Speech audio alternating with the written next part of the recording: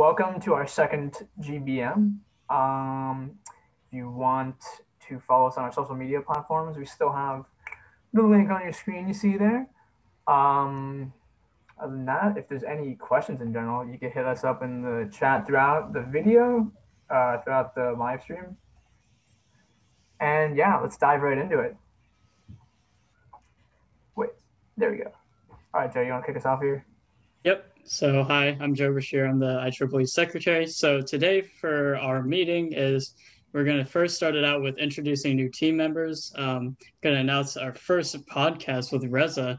We have T-shirt interest, virtual socials, our SWE event, professional development events, upcoming videos, updates on projects, TI presentation, and giveaways.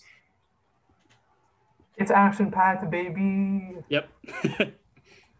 So I'm not sure how many of these people are here. I don't know if Brian or Fernando are here.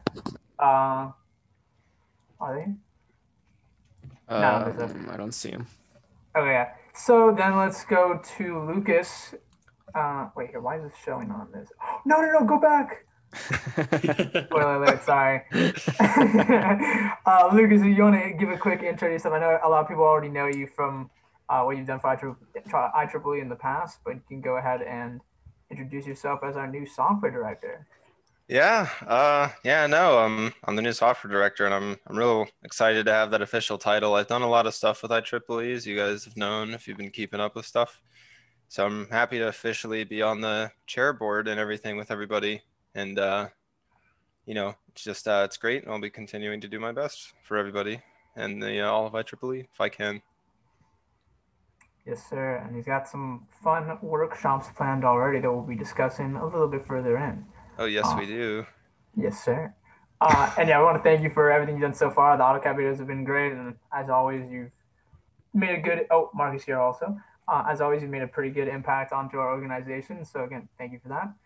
And we do also want to introduce, I don't know why his name isn't showing, but we want to introduce Jordan as our new podcast director / editor. Oh, my name is showing on my screen. So I'm just editing the videos. I'm probably gonna be controlling the YouTube channel. I'm not really doing much front end. I'm really just working on all the editing. I'm gonna be editing the podcast and just controlling the YouTube channel. That's pretty much the extent of it. So I'm not. You won't see me very much. Don't ask me anything because I don't really know when stuff is getting released. Your house is on fire. I can see in the background. So how would you possibly know what's happening if you don't know yet? Everything is on fire right now. Everything's on fire. But yeah, I'm just gonna be the editor. So that's pretty much it. He's the man that makes the magic happen. Welcome to the team, Mr. Editor. Thank you, software director. So then with that being said, since we're talking about the podcast so much, we have our first episode booked. We're planning to release it 1 week from today, and this is going to be with Professor Reza. I know a lot of you might know him from classes, or that's just the first time you're hearing of him, but we want to be able to give you guys a perspective of him from behind that kind of veil of teaching, get you a little bit of his background, kind of his personal side. And if you've never had him as a teacher before, it's a great way for you guys to be able to see into his the way that he presents himself, the way that he would teach. So look forward to that. That's coming up again next Wednesday. What else we have listed here? And again, Fern and Brian are our new hosts. We've been preparing with them a lot, so we think it's going to be a killer episode. So hope you guys can tune in, and we'll make posts about that everywhere as well. Get hyped! Woo! It's good stuff. Yeah. And thanks to Mohammed for making some killer graphics as well for this. We got more coming up, and if you've seen the hype video, he really killed that as well. So good stuff there to our outreach director. And again, these are freaking awesome. Additionally, we also are doing T-shirts again. I haven't really looked in the chat if everyone's saying something. But yeah, so we got T-shirts back up and going. We have currently these are from last year, so we have somewhat limited inventory on some of them. But we do have a form that you guys can fill out if you are interested. We're going to post this after the meeting as well. but I will post the link to that into the group chat. So yeah, we have currently last year's shirts here that are the IEEE UCF ones that you've probably seen before with the Pegasus, with the like PCB background. That's pretty cool. Those are going for $10 this year. And the two on the right here are generic IEEE, so like the national branch T-shirts. We have the one up here that's the tie-dye and the one down here that's bright blue. These are both going for $8 a piece. So if you fill out that form, we can get you, we can message you guys and you guys can pay through Venmo for these. And you can either pick it up in person to not have a shipping cost, or if you want it shipped to you, we'll just include, I believe it's about $4 in shipping and handling currently. Joe, you want to take on? Yes, the resume critique was a success. We had a bunch of people show up and it was 2 hours long and we had a lot of resumes to go through, but I feel like myself, Alex, Carlos, we gave a wealth of knowledge, and we'll definitely be sending out the video soon because we gave out not only resume critique advice, but also like just professional development in general. Mm-hmm. So look out for some more events soon. Just like this one.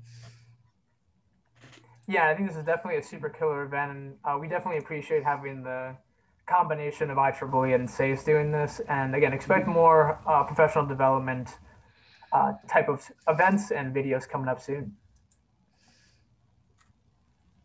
Lance, you want to take on this one? Yeah, sure. The name's Lance Matarang. I think I'm the IEEE event coordinator. Basically, here's our Discord channel where you guys can like chime in, like do some study sessions or play games like AKA Among Us or Jackbox. So there's a link there, and we're gonna start our official one next Friday. Okay, I see a lot of people joining in. Yeah, just drop that in the chat, so feel free to join. Yeah. Whoa. I can literally hear them all. Yeah. Yo, too much. Yeah, but we'll be posting about that as well after the fact. I forgot to turn off notifications. Same. Oh gosh. Yeah. Oh, so it's new. I thought this was like. No, this is like brand new. Yeah, so we just made this. In large brand new part, Discord. We're hearing a lot of requests for it, so we thought we'd bring it out, and it's going to be basically our hub for gaming and study sessions. So we're still going to be doing a lot of our announcements through Slack and also our communication for the projects, but this is just a secondary option because I know a lot of you do use Discord very frequently and really enjoy it. So we made it. Yeah. And thanks to Lance for assisting with the making of these events. We're going to be starting these social weekends, not this one, but the next weekend because of Night Hacks is this weekend. So expect those coming up soon. And obviously, like the games will change as well over time. All right. So is Shauna here?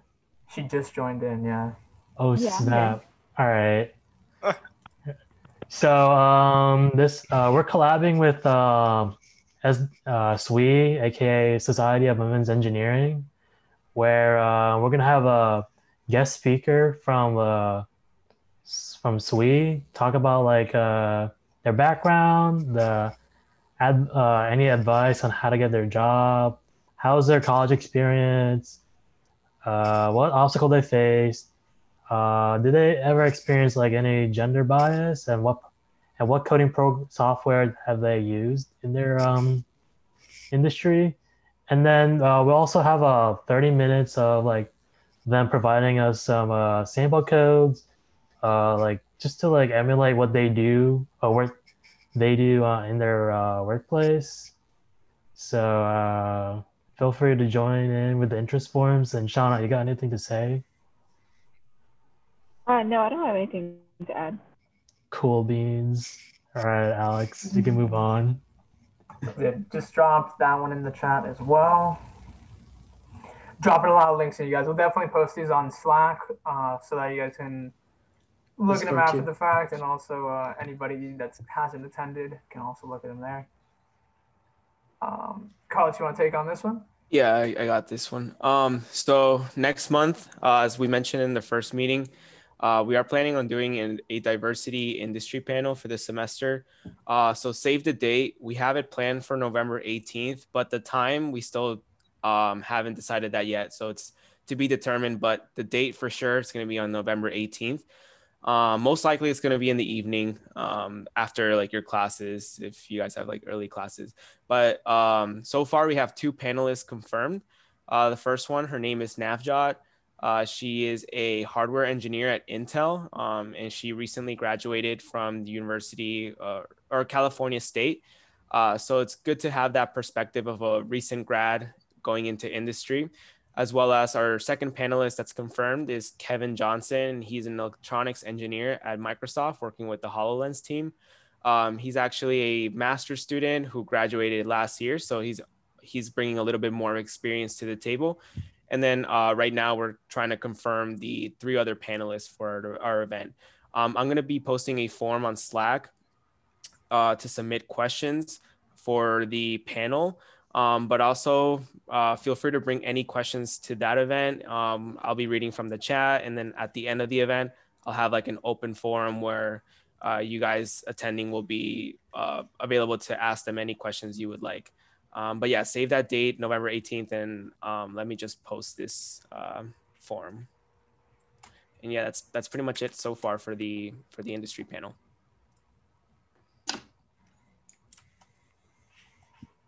Sweet, thank you, Carlos. So yeah, again, as you said in the first meeting, we're definitely trying to do a lot more YouTube videos to keep connected with you guys, keep you guys learning along the way, even with a lot of the stuff not being in person this year. So some of the recent videos we've released, Lucas just released the 3 episodes of the AutoCAD series that was broken up into 6 different videos. So if you guys are, again, beginner level and want to learn that, definitely recommend. I use it at work every day that I'm on the clock. So it definitely is valuable, especially if you're going to go into power systems. Carlos just released his how to make a good resume video, which I think that was like a week ago or 2. Definitely a very good video if you're trying to boost up the skills on how you've formatted your resume and, again, oriented it so that you get that best new job. And Mohammed did release our Knights Open Circuit hype video, which is pretty great. If you guys have seen it, it got me pretty excited. It's honestly got me hyped for when we do release Rez's first appearance. And so some videos we have coming up, we recorded and are planning to release our soldering safety video this Friday. Again, Knights Open Circuit podcast episode is coming out next Wednesday. The build tutorial for our solar powered charger, we are planning to release that. Well, basically, we'll give you a little bit more info on the whole process with that. We're planning to release it a few weeks from now. We'll go into more detail on that in one of the next slides. Carlos is doing another pro dev video. He's doing a how to make good LinkedIn profile video. Carlos, you know when we're planning to release that? We're planning on finishing the filming for it this weekend, and then we have an expected release date for, I believe, October 20th for that one. Yes, sounds good. So expect it then. And again, another way to boost up how you're selling yourself and presenting yourself to recruiters and companies. So that should be good. We're currently also planning ahead to who the next guest and episode of the Knights Open Circuit will be. And then again, we do want to also open it up to you guys. If you do have any requests or want to participate in some of the video series, please reach out to us over really anything like Slack. Come to the office hours we have in the chat if you want to email us.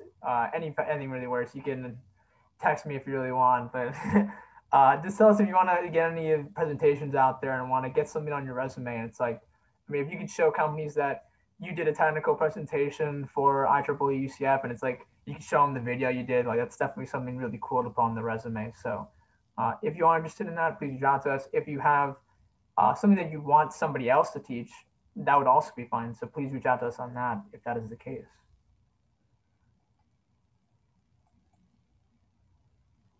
So fun news about the TI lab. I'm gonna hand it over to Taylor for this slide. Thank you, Alex. We are very excited about this. The last few months, as everyone knows, We haven't been able to do a lot of stuff in person. We finally just had our first in-person event since March, I guess. And we basically, the good news is we have access to the TI lab now for certain projects that we've been doing. For our solar powered charger workshop, we had a small meeting last week. I was in the TI lab. Unfortunately, we can only keep 6 people there at a time. So in the future, when we have meetings there, it'll have to be for small groups of people who are just working on like core aspects of a project, not putting it together an entire project with 100 people. But we can use that for any projects we have in the future, and other things like potentially training, as it says in the slide, and possible future requests from our members. If anyone is trying to get into the lab and needs help, it's possible that in the future we might be able to facilitate that. Yeah, we definitely want to be Alex? that. Yeah, sorry. Thank you, Taylor. We definitely want to be that kind of a bridge for you guys. Again, we're here to really serve you in every way we can. So if there's something that we can help you with, we want to try to do that. So yeah, it's another thing where it's like, please reach out to us. And if it's something related to IEEE, it's obviously easier that way if you can orient it in a way that it makes it presentable, that we can present it to the TI lab in a way it's like, yeah, it's something that all of our members, like a few of our members, can participate in. I know the robotic arm team is going to be having a small delegation going to this tomorrow, I believe. And we do plan to also do our, I think it might be the next slide. This might be a great transition. No, it's not. But eventually when we do our, I can't believe it's not a Roomba project, we plan to do some in-person meetings in here, again, with socially distance. You have to RSVP and you have to wear a mask, obviously. So again, we're trying to work with what we got into the best of our capabilities here. So again, if you guys are having an inkling to go work hands-on, this is one of the ways that we'll be doing that. So I guess the next thing as well to talk about, something that we did promise in our first video, or in our first meeting, the solar-powered charger workshop. So in all reality, we've been getting a little bit of pushback from the university on the finalizing of an approval on the scheduling here. We're planning to hopefully be able to get this finalized for the weekend of November 7th through the 8th. And we have a team of people that's been being trained on this to help with the assembly here. We're limiting the number of participants currently to 48 members who will have to RSVP prior, and it's going to be in 6 separate shifts in which basically 8 people will be in their separate soldering stations. We're asking currently if you could do this either in a large room in which everyone can be safely separated from one another and have clear airflow and not be contaminating one another's spaces, and we could clean up spots after the fact, clean the assembly stations. But we're currently working towards that. We're trying our best to get the university to give us a final approval on this. I've been sending out a lot of emails and calls, so I'm really hoping that we can get this done finally and get you guys the opportunity to work hands-on this.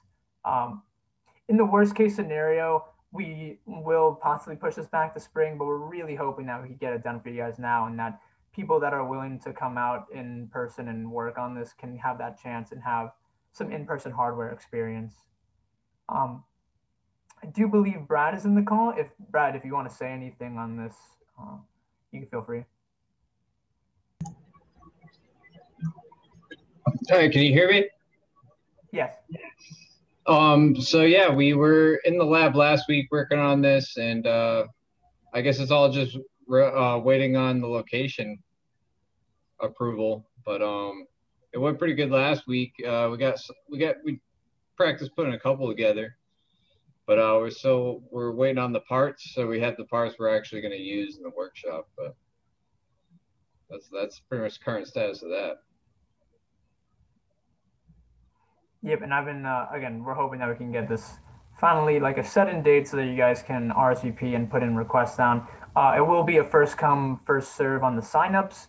So when we do release it, we'll give you guys a little heads up, probably a day or two, and then we will release them finally so that, again, 48 of you guys can participate. So the next thing, so we did also talk about the I Can't Believe It's Not a Roomba project. We did think we had a project lead for this, but we currently do not actually. So we are going to be releasing a new form for this. Taylor, if you could drop that in the chat whenever you get the chance.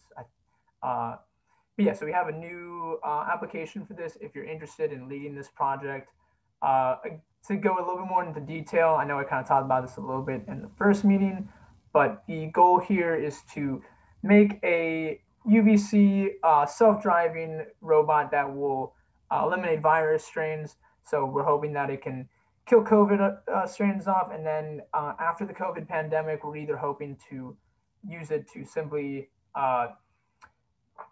decontaminate areas in the university or donate it to hospital staff in order for them to disinfect areas at night or whenever they might need it. Because we've seen, as this picture on the bottom here shows, they can use this to just disinfect rooms and hospitals. So it is helpful in that aspect. And again, we are trying to do some modular teams here. So we're trying to do a team that's going to work on the autonomous robot, one that will work on the lighting array that works with the UVC technology, and one that will work on the solar charging. And then most likely members of each of those teams will come together to work on the assembly and testing. And basically here are the 5 stages that we're more or less looking at. We're looking at like a research and approval stage, again, the modular team construction, a final assembly, a safety testing stage, and then implementation where we could put it into the university or again into hospitals to assist with this. This is definitely a very ambitious project, and if you are interested in trying to lead this, it's definitely something that will make you look super impressive. Like working with something that's kind of making lemonade out of lemons during the pandemic could be something that's definitely big macho energy. And now I'm going to hand this off to Lucas to talk a little bit about our Texas Instruments workshop we got coming up. All right. Well, hey again, everybody. We have been working super hard and closely with TI, and I know that I've been in close working with Alex here to try to make this happen. And it's going to be super fun. But what it is we're going to be using this board that I designed on the left here. It'll be pre-assembled with a Texas Instruments board on the right there, and we're going to be able to put them together and make a cool project and kind of interact with all of it. It's planned for roughly like mid to late October. I'm not sure if we have a specific date set in stone, but that's the time frame that we're looking for to do it. At the beginning of it, we'll have a brief TI presentation. The representative who's going to do that is actually here now, and he's going to do a small presentation after this slide here. So after that presentation, I'll talk about a bunch of different concepts, and then we'll kind of apply them to a program, and we'll end up using all the stuff on that board on the left there: lights, buttons, a cool display. We can count numbers, counters, timers, whatever we want. We can make something really cool, and we'll be able to learn a lot of good fundamentals, and it'll just be a real fun thing, and we're all really excited about it on our end. So I hope to see you guys there. And that's pretty much it for that. I'd like to invite Mark to do his presentation. I think you're going to have to let him share his screen there. Sure, yeah. By the way, hi, Mark. I haven't actually seen you yet, so nice to meet you, kind of, sort of. Yeah, good to see you guys.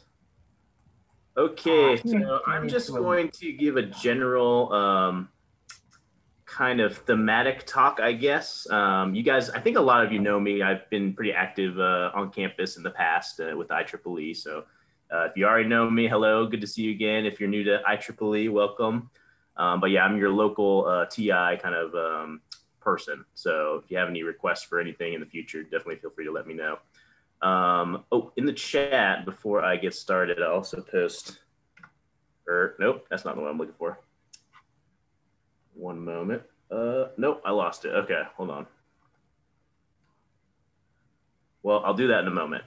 Anyway, let me share my screen, I guess. Oh yeah, let me see. Do you have permission for that currently? I never remember how this works. I'm still disabled, it looks like. I think you have to make how a to do co-host. Is that how it works? too many steps.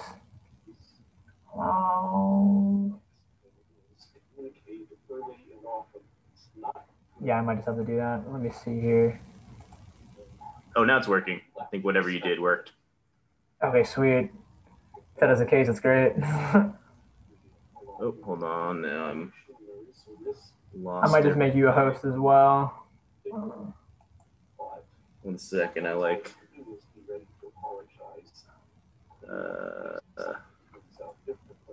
Cancel this and then go to this. Okay, now we're ready.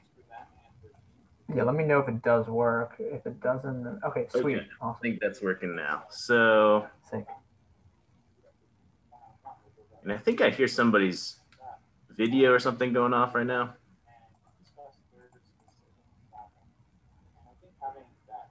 Let me see if I can mute everybody. No, that's me. It might be you, Mike. Yeah. Okay, there we go.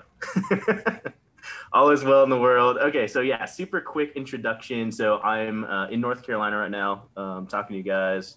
Would love to be there in person, but of course, this year sucks. So just feel free if you need to contact me at any point. My background's embedded systems, IoT stuff. So if you have any stuff like that, but any TI questions, you're more than welcome to ask. I'm part of the university program. So a lot of you probably know Elena and all the other UCF alums that have been at the career fairs and stuff like that. So they do all the recruiting stuff, but then there's also the support that we provide for the professors and for you guys, any research stuff that's happening. So let's see here. TI is 90 years old in 2020, so that's pretty good for a tech company. We started off trying to find the oil in Texas, helping people determine where those oil fields are with our technology and seismic stuff. In the 1950s, that all changed. The invention of the integrated circuit with Jack Kilby. Ever since then, TI has been in the semiconductor industry, and lots of great innovations along the way for processors, for all kinds of analog, signal chain stuff, microcontrollers, signal processors, all that kind of cool stuff. So here's Jack here in the 50s, super famous, obviously. Signal processing, super important these days too. Whenever you talk to Alexa, Siri, that's all signal processing. So started off in the 70s with some of the basics, but now we use it every day, like it's just normal stuff. You could also win an Emmy as an engineer. I didn't know if you knew this, but we have our digital light projection technology, the micro mirrors, very, very cool stuff. We still have some in Dallas. They're actually still working, been running for over 20 years. So very, very reliable technology. And as a contribution to the field of film, we won some awards for that. TI these days, we're very focused on the growth sectors of automotive and industrial. These are really booming right now in semiconductor. Automotive, obviously, you guys know, electrification of transportation means more and more circuits, in the cars. So lots of opportunities for us for the subsystems, the safety systems, sensors. And in industrial stuff, this is all the factory automation and trying to make things as efficient as possible. So lots of growth there, but of course, traditional stuff around personal electronics, communications equipment. Right now we're in 4G, we're transitioning to 5G. Lots of opportunities for that networking stuff. And then enterprise systems, the big data centers and all that, constantly being updated, refreshed with the latest and greatest technologies.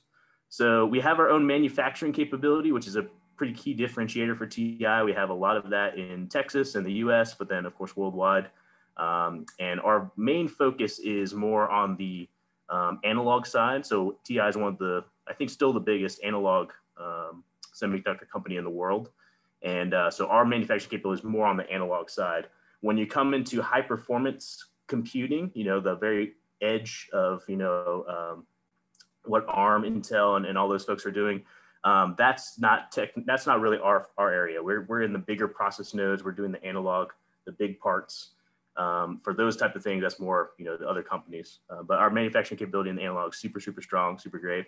And then we've got a really good online experience as well. So all the data sheets, all the different collateral for the parts, the online training, all that accessible for design engineers and students to use when they're doing TI stuff. So that's all pretty cool.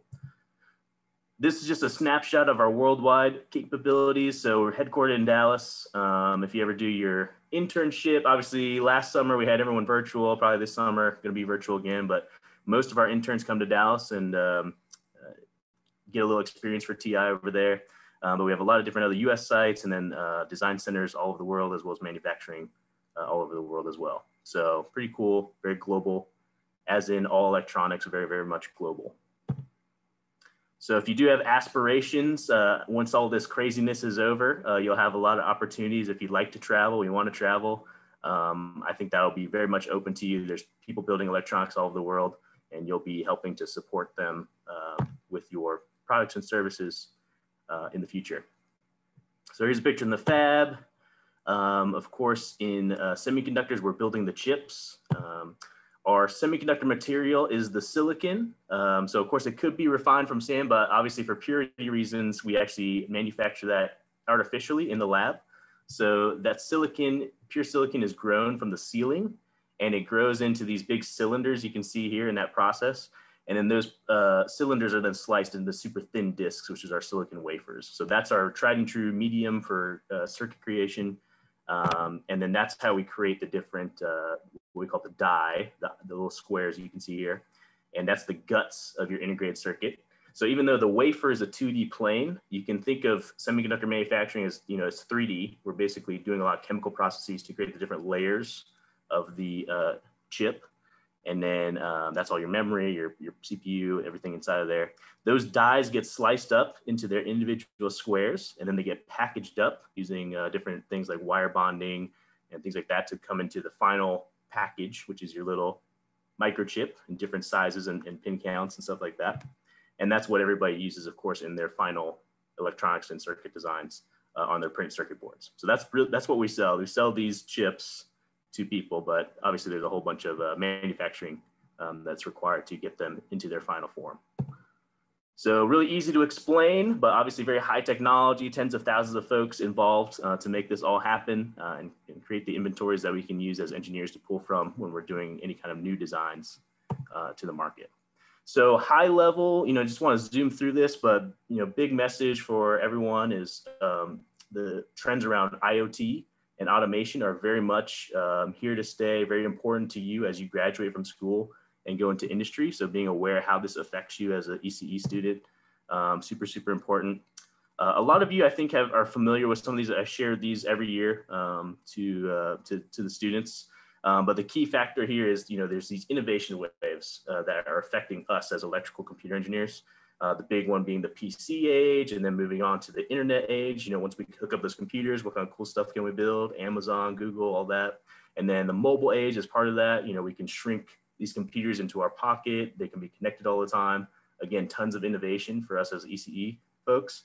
And then now going into IoT, which is all these low power electronics that can be connected to the internet and doing stuff. So very, very exciting time. Lots of still many great problems to tackle in IoT. And a lot of you will be solving those once you graduate. So every industry is affected by this. A lot of you are probably going to go into careers that are kind of quote unquote a traditional path, right? You might go to a big semiconductor company like TI. You might go to a big consumer electronics company like Apple, kind of the traditional, jobs. But figure out, maybe there's ways that you can apply your skills to different industries. Things like medical device creation, new ways to innovate, manufacturing, industrial applications, food production, agriculture, retail sales, construction. I mean, everything gets affected by these technology trends. So figuring out where your piece of that is always a cool thing and an opportunity. And then IoT, basically there's these three big buckets. You've got your edge, which is all your connected stuff. You've got your infrastructure that gets the data transported from the edge, your final device, to the cloud, which is the last bucket. Your cloud being the big data centers, your Amazon Web Services, your Google Cloud, your Microsoft Azure, all those big data centers. At each of these buckets, there's a ton of hardware and a ton of software. So even if we're not going into the end device side of things in our career, we're building the little embedded systems that are going to be, the smart devices talking to stuff and sensing stuff. You might be going to a company that's in the infrastructure side, like Cisco, getting all the networks working together, or maybe you're a telecom, a company like Verizon or AT&T getting all the 4G and 5G networks operating, or maybe you're going into the cloud side with Microsoft or Google or something like that and getting all their high performance cloud infrastructure up and running. So even though you may not be directly contributing to the device side of IoT, there's probably ways that you are impacting the IoT in a positive way.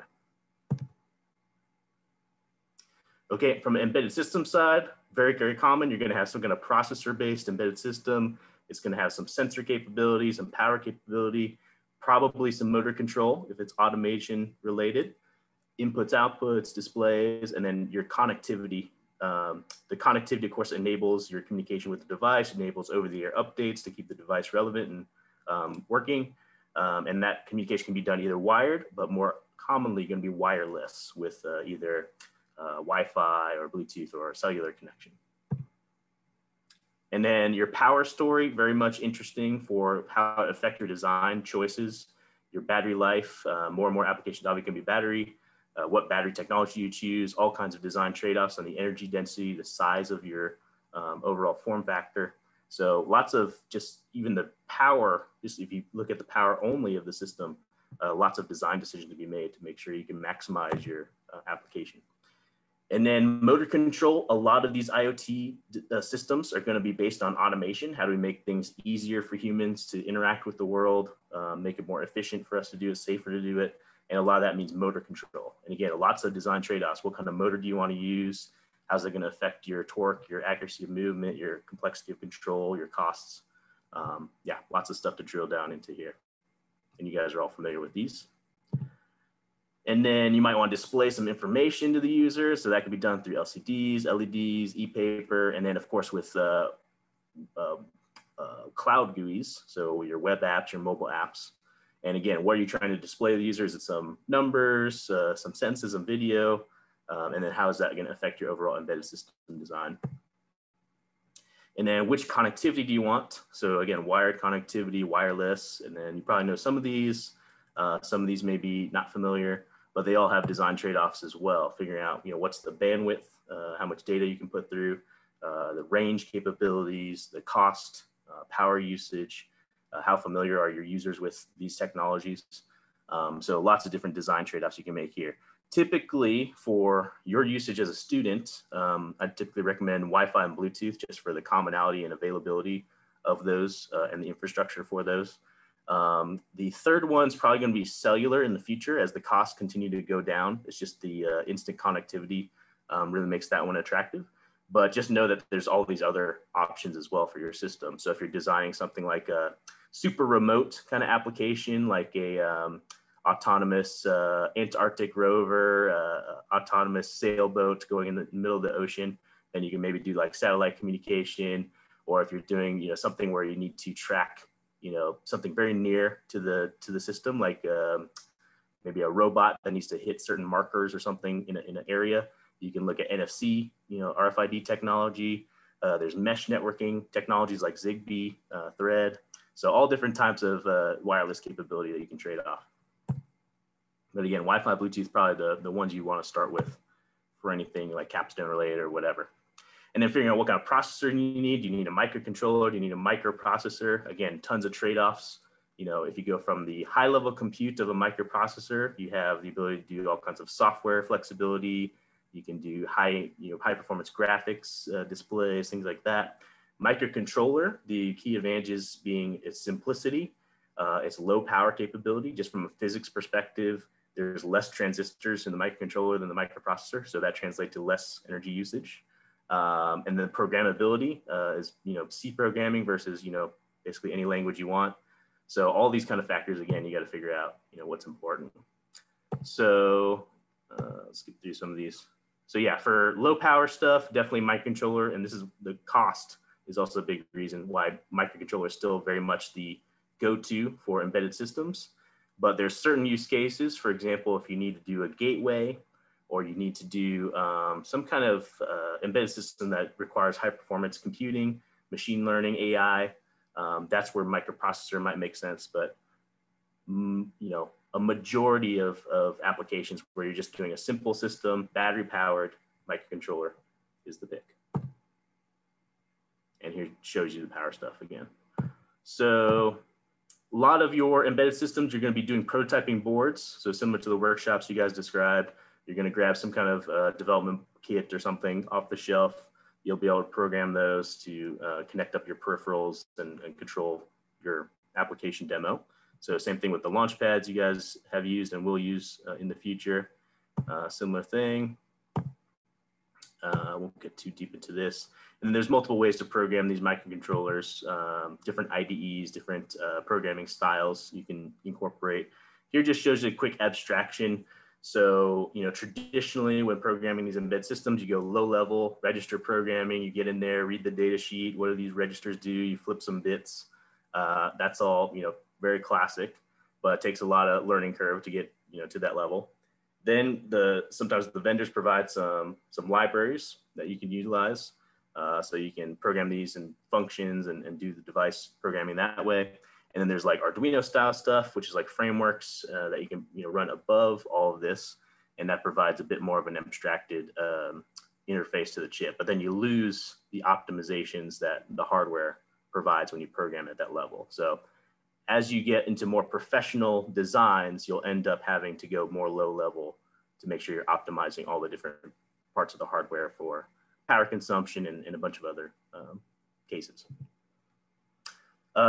Use of real-time operating systems is getting very, very popular for IoT specific embedded systems because there's just a lot of things going on. The RTOS provides a lot of ways to help us as developers to manage some of the things like the power efficiency, you know, working with security stacks, working with wireless stacks like Bluetooth, Wi-Fi, improves our software quality by giving a little bit of structure, gives us scalability to go from simple applications to more complex applications, and then also portability to move from a processor to a new processor if the design evolves over time.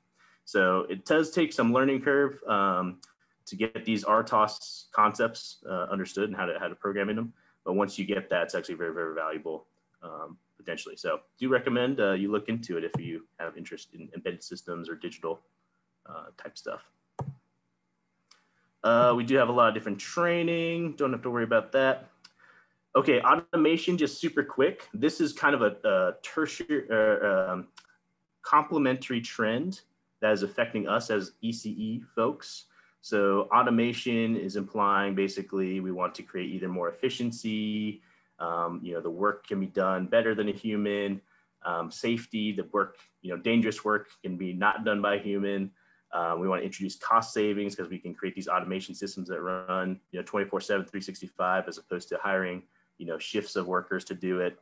And then the last bit that's not talked about is the availability of the technology and also the accessibility of the technology. So as IoT continues to grow, it's giving more and more people opportunities to implement technologies to measure how their systems are working. So in a factory, for example, you can measure how many widgets are coming off the line, how often are machines going down and need to be repaired, and all this different data, big data. So again, all these trends are kind of interwoven. And then that is allowing people to make business actions on those things. So if you know the efficiencies, well, maybe we can implement an automated system here to increase the efficiencies because we do have data now to drive all that. So once you can figure that out, you can prove it's worth the investment in automation by getting things like IoT working.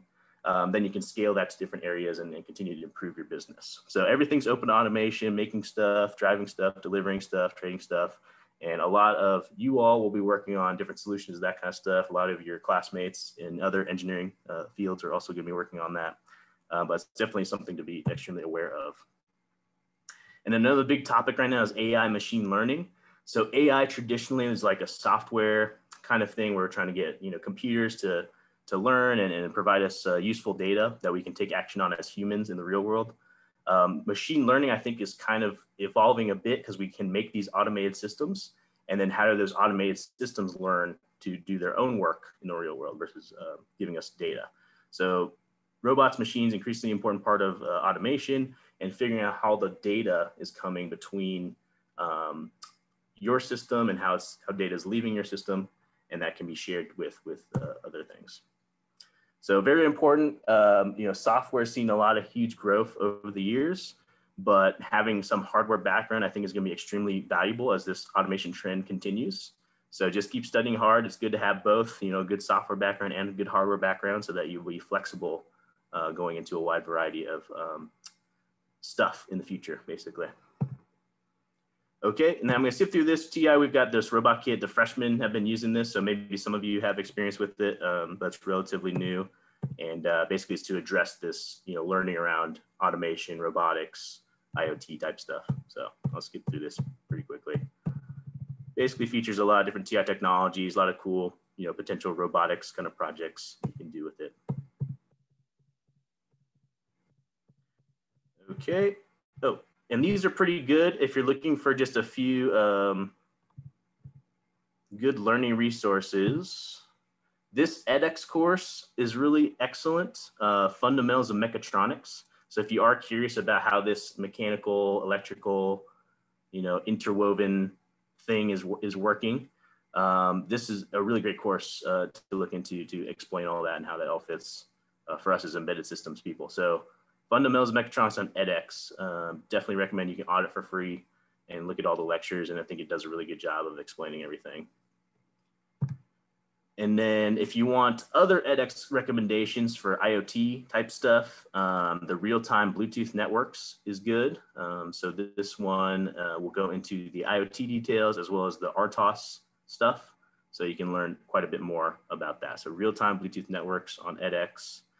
And then there's also a precursor course, which is the embedded systems course on edX, if you want to learn a little bit more about embedded systems. But of course, you guys, you know, mostly have taken the class at school, so you're aware of all that already. Okay, cool. So lastly, just quick job stuff. If you guys are still looking, still planning ahead for your internships or full-time opportunities, this chart is good for TI, but it's good for any semiconductor company. So there's many, many great, you know, potential companies you could work for, and they all have these kind of similar roles. And the great news is they're all very focused on ECE folks. So all of you are very qualified to do many of these jobs. Things like system engineering, design, you know, engineering software, test validation engineering, application engineering, and then even business kind of roles like product marketing, field sales type stuff. So yeah, lots of opportunities for you in semiconductor. So if you're still looking, definitely keep casting the nets to TI, to any of the other, you know, big companies. Think of like, you know, the Intels, the Qualcomms of the world. A lot of companies have hardware you'd be surprised, like, you know, Microsoft, Amazon, you know, things like that. So always cast a wide net. Again, these jobs are available, very common throughout the industry if you're looking for them. Okay. I think that's the big stuff. Yeah, I don't want to get too deep in the weeds for you. So we can open up for Q&A, I guess, at this point. You guys have certain questions about anything?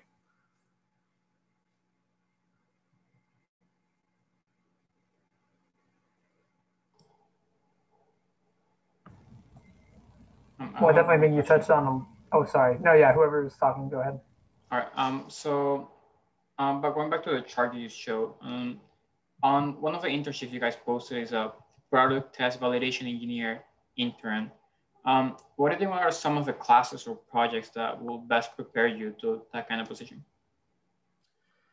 Let's see, for test, there's not like a specific class to prepare for silicon test. I know UF has an elective that's like specifically silicon test, but at UCF, I don't believe there's, and it's very rare to have a class like that anyway. But yeah, just your basic curriculum as part of your degree program. Like I said, you guys are very qualified to do any of these jobs once you graduate. So yeah, just keep studying hard, you'll be fine. If you want, a little bit more tips, you can look into your network and try to figure out, you know, what do these test engineers care about and what's important to do that job well. But yeah, you guys should be fine. And those are really great opportunities. Well, they're less sought after, I guess, by students, because I think students understand like, oh, well, I'm good at like embedded systems, so I'll just do applications engineering, or, you know, oh, I want to design IC, so I'll be a design engineer. And people kind of don't know what test and validation necessarily do, which is basically to do a bunch of things to ensure that whatever TI products we put out, is up to spec. And if there's problems, try to figure them out. So it's a really cool role that people, I think, just don't understand much about.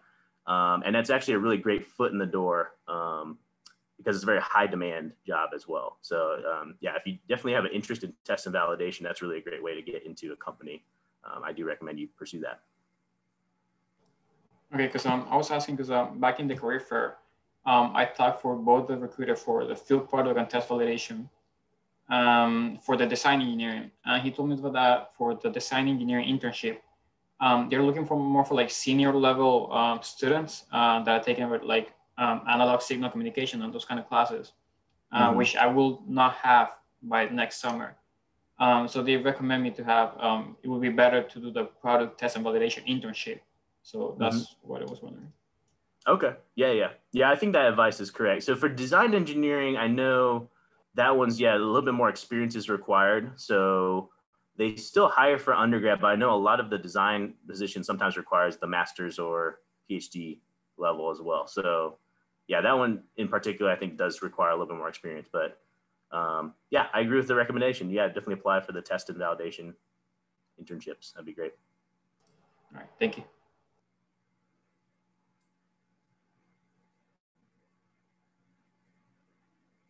I have a question as well. Mm-hmm. Do you know anything about a summit with TI? Because I'm just having a crazy deja vu right now. I like the little colors you guys do when you do these presentations. But do you know anything about a TI summit? I think I heard of something, but yeah, I'm not, I guess, familiar. Was that this year? It was this year, but it was unfortunately canceled. I figured, since you're a representative. I think somebody put me on an email to some summit thing, but it kind of just died because I don't get anything else from it. So it's fine. Thank you. Yeah, no problem. No problem. Yeah, I know this year. Yeah, it sucks. And that's another advice I should give too is, so even though the internships or whatever you're applying to have a location attached to it, like for example, many of them might be Dallas or whatever, don't worry about that this year because like a lot of companies are going to go virtual, I would imagine, just to be on the safe side. They've taken last summer to learn how to do that, and hopefully you can apply that this year. So don't let location be a big factor this year in your job search. I would imagine many of them will be virtual. So just keep that in mind. Oh, yeah, you mentioned that a TI for next summer will also be virtual. We don't know that yet, but just logically, it seems like probably that will be the case.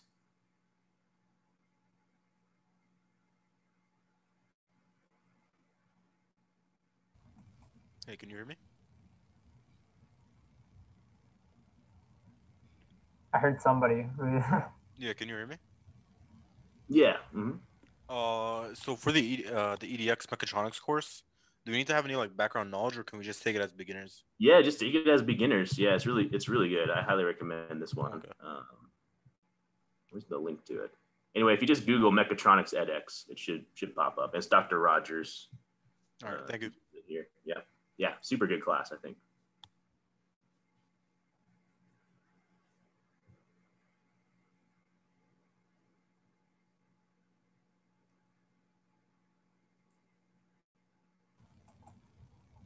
Any other questions, guys?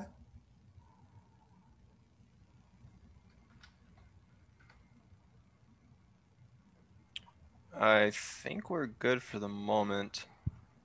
Okay. If we have any other ones, Mark, you're still here, so you could just raise a hand or something, send you a private message perhaps.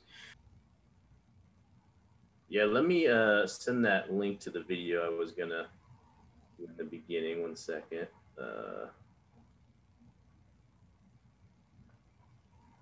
Okay, I can drop that in the chat here.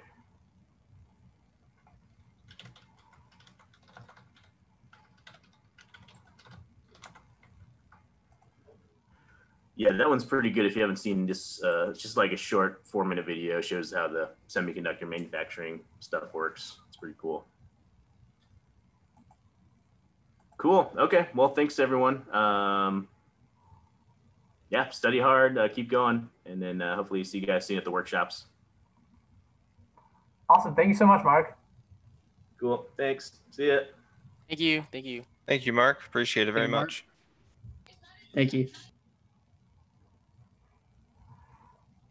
Yeah, definitely a lot of cool stuff there, and I think a lot of that definitely also pertains obviously to our TI workshop we're going to be doing, and then additionally, I mean, you referred a lot to autonomy, and I think obviously our UVC cleaning robot has a lot to do with that too. So I think mainly the two big takeaways I got from that is like get as involved as you can in technical projects and try your best to make lemonade out of lemons during COVID stuff. And you know, even though there's hurdles in some areas, use it as a benefit in another way. Like you can get any internship anywhere in the world, and it's all virtual at this point anyway. All right, what do we got next? Oh, Lance, you want to talk about some upcoming events? Yeah, I guess. Okay, so the Nights Open Circuit with Reza starts at October 14. So look into that. Our first social Discord gathering is October 16, which is that next Friday, I think. How to make a good LinkedIn profile video starts at October 20. The TI workshops is at October 29. Location, TBA at the moment right now, but we'll get you back on that. We got the ECE Diversity Industry Panel, which starts at November 19. And the solar powered portable chargers at November 7 and 8, hopefully. And hopefully we can get reservations by then. Pray for us. Oh, and also, I changed the Discord server. If you go back to it, because I forgot to put it into like permanent, so it might have expired already. But I already fixed it already, so giving you out there. I'm done. Yeah, and additionally, we are considering, if we don't get approval for in person for the TI workshop, of just mailing it to everybody. But based on, we are going to send out an interest form for this, and based on kind of some of your responses, we will gauge on what we'll do with that, as well as what the university will allow us to do. We'll gauge it. And I don't know if we said this, but it's more or less like a moderately like beginner level course to get people, or workshop to get people that are interested in digital systems and electronics, kind of like the foot in the door, get some hands-on experience when, I mean, nowadays, like no one can get that. So we're trying to deliver something unique there, as well with the solar charger. That one's a little bit more tough though, because we can't do that remotely really at all, because not everybody has soldering equipment. So, but yeah, look forward to these events. Got some virtual stuff, trying our best to do some in-person stuff, and get hyped, baby. A few things I did announce in the Slack this, but we do have our office hours that will be not this week, however, because we do have some things coming up at these times, but we're planning every week to have office hours on Wednesday between 3 and 4 and 12 and 1 on Friday. And this is a chance for you guys to ask any questions to us if you are curious about projects or whatever, and maybe want to put in a request for something. Feel free to stop in. Give a little bit of help on classes as well if you have some questions there. So feel free to utilize those. And then again, here's the social media QR tag.